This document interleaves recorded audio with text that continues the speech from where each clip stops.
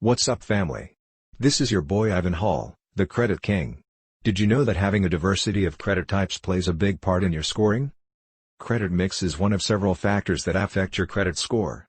Credit scoring company FICO and its competitor VantageScore both assign importance to your ability to juggle different types of credit accounts, such as credit cards, a car loan, student loans and a mortgage. However, credit mix is far less important for your score than paying all your bills on time and using less of your available credit limits, a factor known as credit utilization. While it's perfectly okay to accumulate a mix of revolving and installment credit over time, going out and applying for several products to try to beef up your score may not move it by much. In the short term, having several hard inquiries on your credit caused by applying for new products will harm your score, and it may cancel out the positive effects of diversifying your credit types. Credit diversity does influence your score. But what it does to your score depends on your unique track record with credit.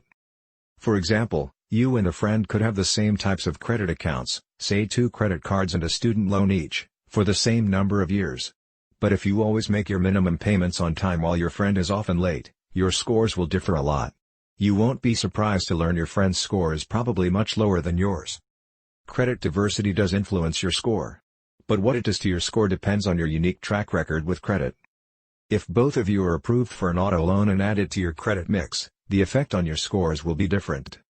Although there appears to be a degree of simplicity involved in the types of credit category, it's actually rather complicated to quantify the actual effect on your score. It isn't just the number of each type of account you have, but how each account relates to others among all categories, and how they interrelate with the other score factors. How to apply this knowledge to your credit score. If you have a long history of responsibly using only one type of credit product, whether it's a credit card, student loans or an auto loan, you likely have a good credit score already. For credit cards, keeping your credit utilization low is also important. Don't feel compelled to take on more credit if you don't actually need the money. But if you want to take your score to the next level, consider adding a different product to your credit mix.